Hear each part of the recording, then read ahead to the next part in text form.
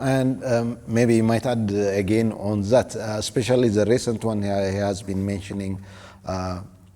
Sudanese minister has been at least testimonially giving that the Ethiopian GERD is safe than the other dams which are in Sudan as well as in Egypt.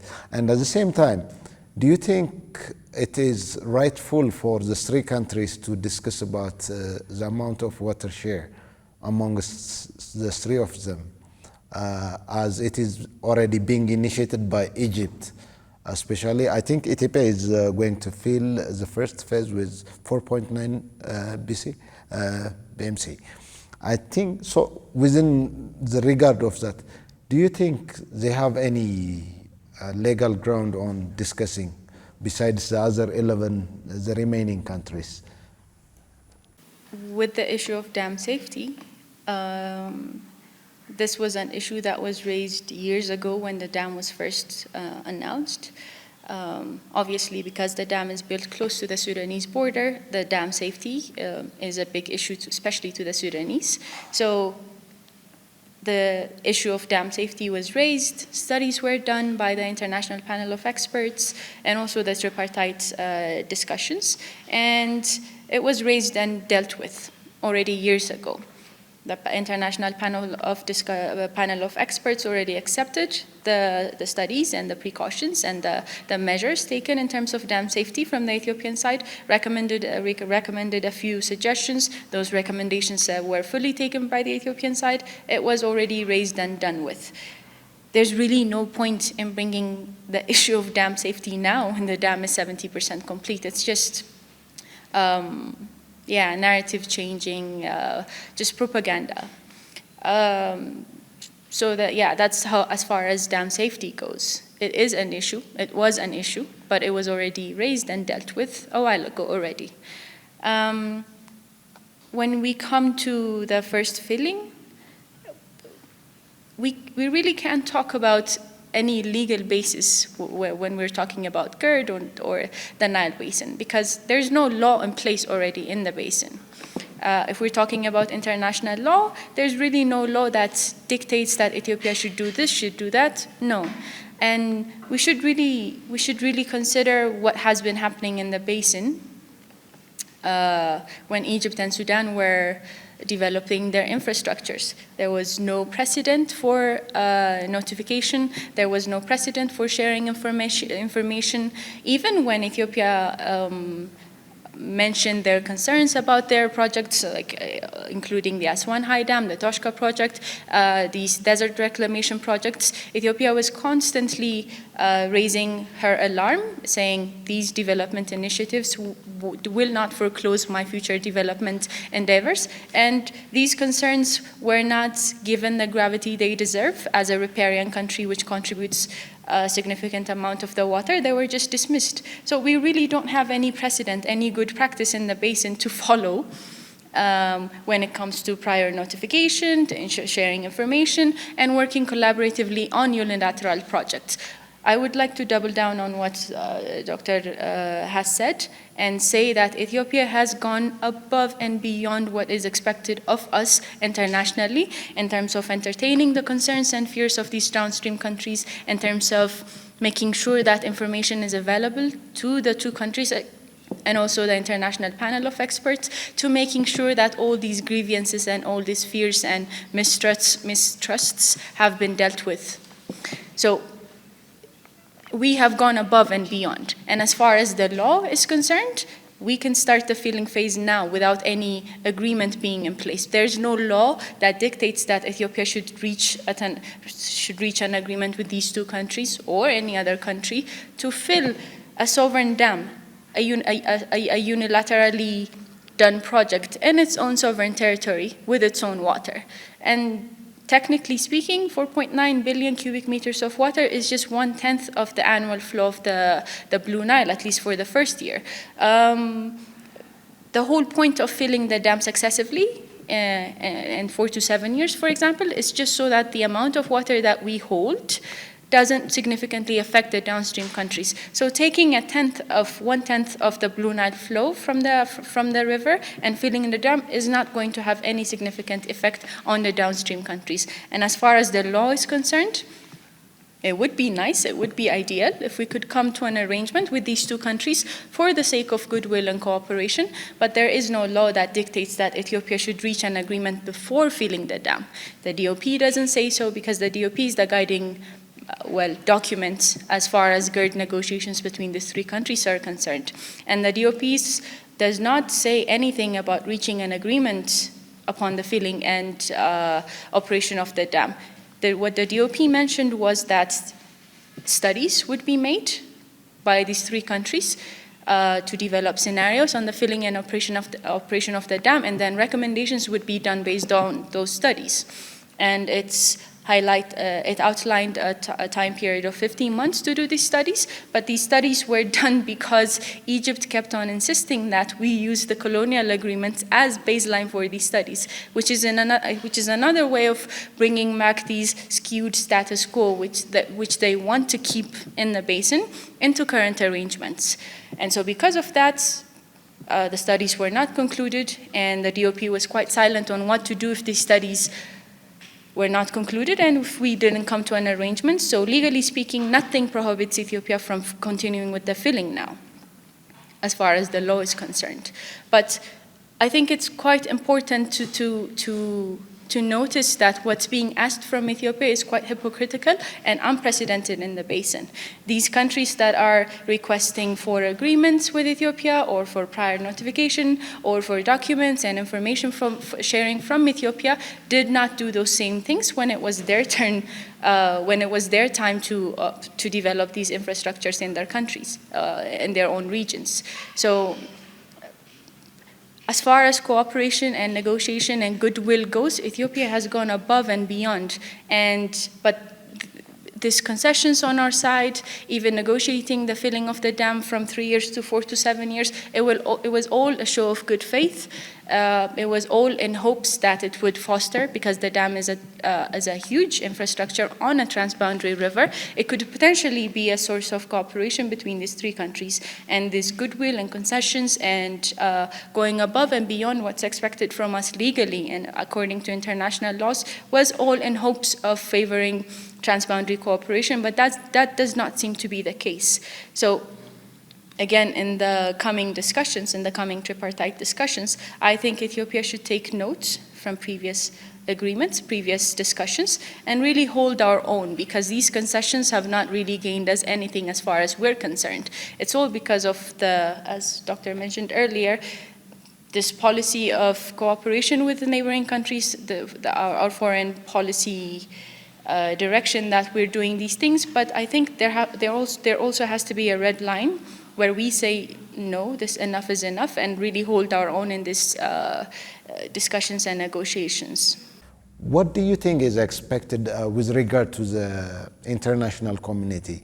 Instead of sensitizing the negative impacts, the very potential benefits that could give or provide to the downstream countries, at the same time, again, to the continent. I think that let me try to list some positive and negative aspects of GERD to the three countries or to countries downstream. One, the Prime Minister also has been mentioning on that. There is this statement which often comes from the Egypt side, that Nile, or the question of Nile, is more of a survival, a life and death issue to the Egyptian people and government. On the other side, I would argue that it's more an issue of life and death to Ethiopia than it is for Sudan, because of the wider economic implications and impacts that not having GERD would bring to Ethiopia. Referring to some safety issues, I know Sudan also has been explaining this, that the proximity of the dam closer to its borders would have some serious adverse or significant impacts if it fails. But also, we need to look our previous experiences of dam projects in Ethiopia, particularly referring to Sudan. Look at the Takaze dams and the significant contributions, the valuable contributions it has brought to Sudan, reduced the irregular, unpredictable floods that could have sedimented the dams, Sudan's dams, the canals. Now Sudanese farmers can cultivate a land throughout the year because they have a regulated flow of the Takaze rivers. And GERD, with this reservoir capacity, would offer Sudan with a potential command area to be used for irrigation activity because it will definitely raise the water level in its vicinity. These are like tested, proved benefits to the Sudan, and will subsequently also add to dam safety issues like lengthening or increasing the lifespan of the dams in Egypt as well, because there will be less pressure from sediment transportation. Nile, by the way, Ethiopia, by the way, is not only the only country who contribute 86% of the volume, of total volume of Nile, the Nile waters from Abai, but it actually also by contributing 86% of the water post-GERD, it will reduce by 86% the siltation and sedimentation of any dam and canals in Egypt and Sudan as well. So they have multiple benefits from the construction of GERD compared to the very minimal and temporal adverse impacts that they would be suffering from. But in the Ethiopian side, because of the delays in the completion of the project, we have already suffered from an economic loss. We've lost over 6 billion birr or dollars. He has been mentioning it yesterday. The Prime Minister was mentioning that yesterday. And imagine how many people are out there who've contributed for the completion of the GERD, waiting for an electrification, waiting to see a light. Imagine what would have been, where would have been in terms of industrializing our economic sector had we had the energy that was produced from GERD. Imagine the kind of relationship that we would have with our neighbors had we had managed to integrate other countries with electrification grids, like we did with Djibouti and Kenya also starting. So in terms of economic impacts, Ethiopia would suffer a lot than the remaining countries. Their losses are very minimal. The prospects of the prospects of benefit is much more greater than the losses that we encounter now. So we need to push an agenda where Egypt puts in place a very appropriate and modern, scientifically proven water management policies and strategies in place in order to minimize the loss. If they could do that, the impacts from the GERD, which is only limited to the impoundment period, would be very minimal compared to the surface evapotranspiration that they have and the loss that they encounter from such processes in their countries. So with this also, it's also important to underscore the very important question that they raise, where the damming process or the filling process of the GERD would result in the hydrological drought, which is a very serious impact as they perceive. But there are also options to mitigate these kind of impacts.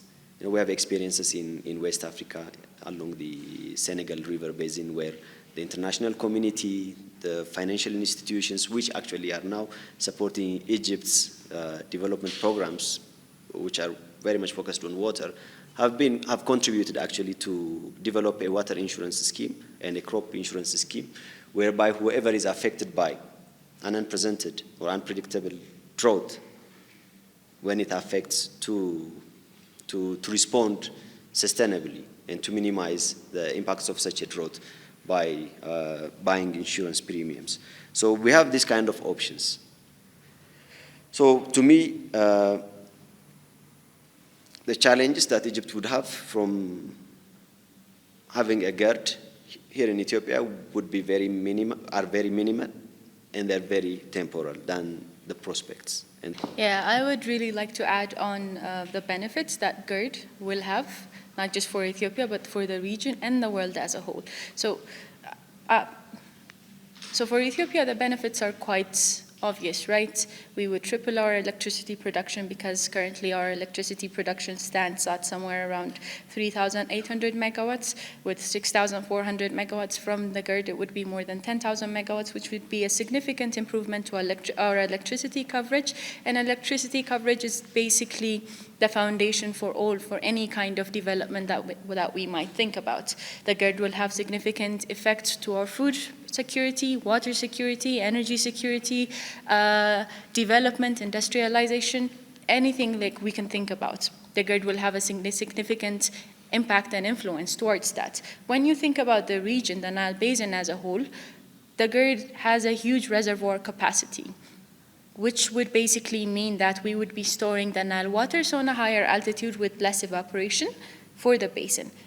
So you have the High Aswan Dam with somewhere around 2.5 years of Nile water storage out there in the desert with significant amount of evaporation loss. The GERD would not have that kind of issues. The evaporation from the GERD would be around 1 to 1.5 BCM per year, very minimal. So storing water at a higher altitude would be basically storing water for the whole basin, increasing the water capacity of the whole basin as a whole, which is a plus to all basin countries. It would reduce the flooding effects to Sudan. It would increase the electricity production capacity of already existing infrastructures in Sudan without the Sudanese even having to do a single thing. They would get to produce more energy because of the increased the regulated flow and the regulated flow of the water that's reaching to their lands. They will have enhanced agriculture and irrigation potentials. It would definitely enhance the economic integration between the Nile Basin countries and the East African and Northeast African region because it would foster electricity trade, power trade, and also because of power trade, other kinds of economic integrations as well. The benefits are manifold, region-wise. When you think about it globally, so the UN has set these 17 goals that it wants to achieve by 2030. They're called the Sustainable Development Goals. So it deals with zero hunger in the world, reducing poverty, ensuring clean water and sanitation to everybody, ensuring there's food security, water security, energy security, making sure that we have sustainable cities, industrialization, making sure people have dignified living and decent jobs. So there are 17 goals that the UN has highlighted that it wants to, that the UN has said that it wants to achieve by 2030. The Nile Basin has around, 400 million people, most of whom are living below the poverty line. Many of these countries, with the major exception of Egypt, are very developing countries with severe food, energy, water security issues. So without actually raising these 400 million people out of poverty, there's no way we're going to reach these sustainable development goals by 2030. So it's actually in the interest of the international community and these global big actors like the UN, the IMF, the United States, the EU, any big organization, big world actor that you can think of to actually support the GERD, because the GERD will directly help Ethiopia and the region as a whole to significantly move closer to these sustainable development goals. It will ensure energy security for the whole basin. It will ensure food and water security for the whole basin. It will help in the climate fight because it will produce significant amount of clean and affordable energy, which will move a significant amount of population in Ethiopia and also other countries from deforestation, using biomass, all these pollutant ways of getting energy. So the benefits are multifold, not just on a country level, not just on a regional level, but it has far-reaching impacts, even globally as well. So it would actually be in the interest of international communities and international actors and organizations to support the completion of the GERD and actually enhance cooperation and goodwill when it comes to the GERD. And I say this with caution because it seems like the way international actors are involved in these negotiations seems like tempering Ethiopia's position to ensure that the Egyptian interest is not significantly affected. So there's this idea of compensation for Ethiopia to fill it in longer term being floated.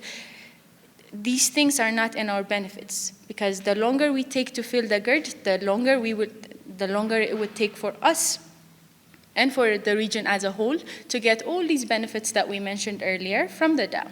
So it would mean waiting 10 years. So if we say fill the dam in 10 years, it would mean wait 10 years to ensure food security, to ensure water security, to ensure energy security. It would mean, in essence, it would mean wait 10 years to achieve your sustainable development goals. It's not in the interest of our country and of the region to actually pend the filling operation and all, like anything related with the GERD. What these international communities should actually be pushing for, if we have international goals and principles and actually goodwill and cooperation at heart, what we should be pushing for is cooperation when it comes to the GERD and actually faster completion of the GERD in order to reap the benefits that the country, the region, and the world can also get from the dam.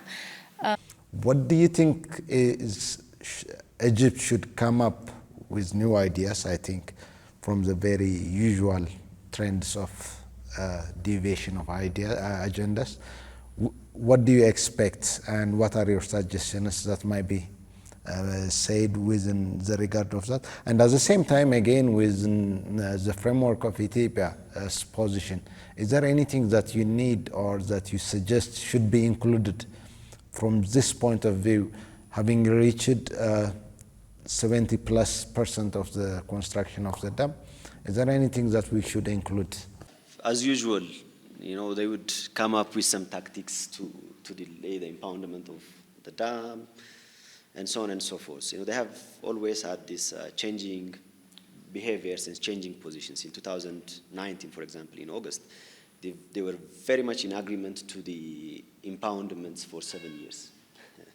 Then they have just changed their mind. They don't have strict positions and strong and firm positions when it comes to GERD. And we've given them chances. We've exhausted all opportunities if they could, hoping that they could come up with a very strong and justifiable position and argument. But they have failed to deliver on that. So now I think if the negotiations has to resume, there must be some preconditions. One, the negotiations should be brought into the context of Nile Basin countries. They should be framed in that way.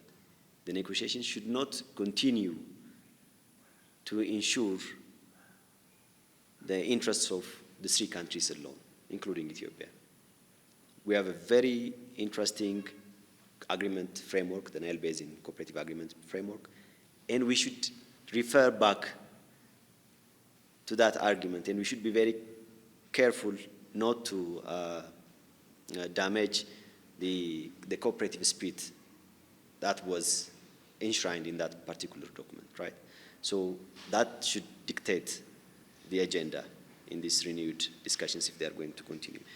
And again, we need to push for the establishment of the Nile Basin River Commission, which was the ultimate destination for the cooperative agreement, the cooperative framework agreement. So Ethiopia needs to do strong diplomatic work on countries that are on accession currently, so that this framework becomes an overriding and a legal document to guide future development in the Nile River Basin. So we need to take the context out of a tripartite negotiation into a wider basin-wide negotiation. That's very important. Again, we need to, Mokrelit was mentioning about the prospects, and she was mentioning about the important contributions the GERD will have to the region, not only to Ethiopia, to the region, right? In terms of reaching out many households with good and constant electrification, because we have a population, half of which has no access, has seen no light in their lifetimes, right? Because of that, we're suffering from reaching our people through quality health and education services. The Prime Minister yesterday was mentioning about Ethiopian women who carry big logs of wood because they could not afford to access electricity. We need to lift our people out of such sordid poverty portrayals, and we need to invest more on expanding quality services to all. You know, Egypt has done that, has fulfilled its interests in terms of electrifying its country, in terms of developing its infrastructures. But in Ethiopia, we are in a completely opposite situation. So in the discussions, Ethiopia should be the agenda setter.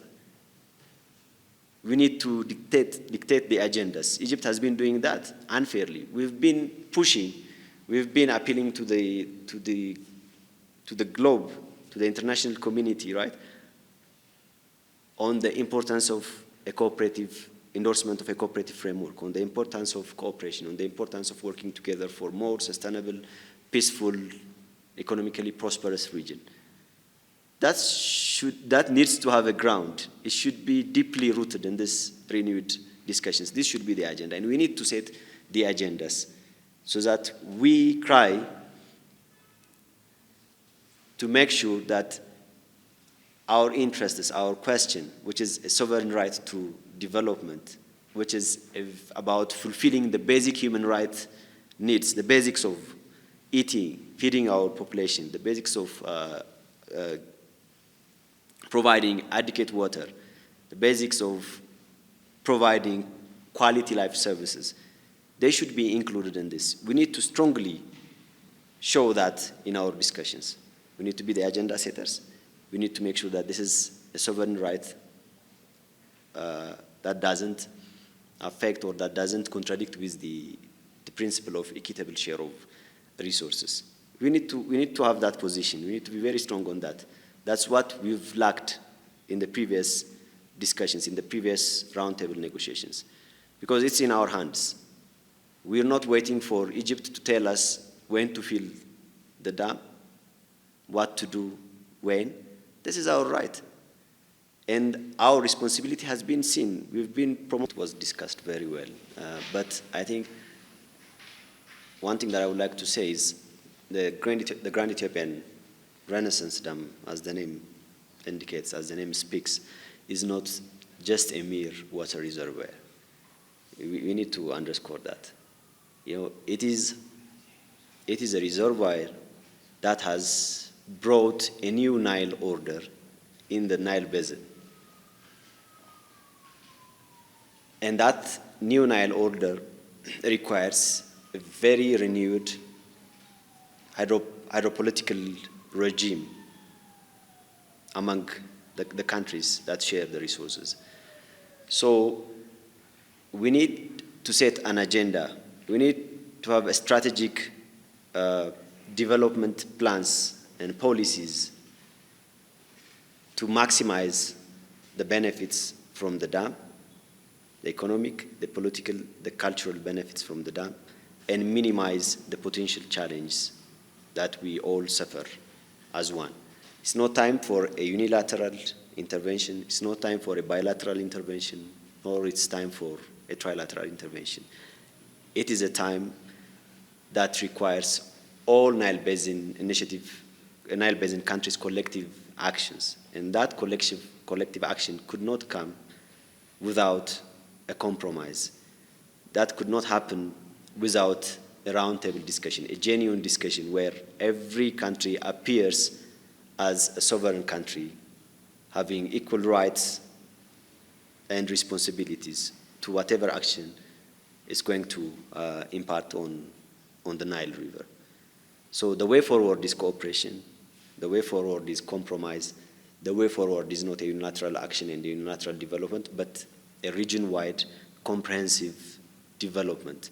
And that can only happen through the establishment of the Nile River Basin Commission, and that should probably require Egypt and Sudan to be a part and parcel of that process if they really have a vision to develop the region along with their other neighbors. So it's time for a collective action, and then we should stop taking unilateral actions and interventions, and we need to bring on board everyone who has stakes in the water and grow together. What can be included in terms of Ethiopia and at the same time with regard to Egypt? What we are working against the backdrop of climate change, the backdrop of water scarcity, the backdrop of population increase, and with population increase, increased demand for water.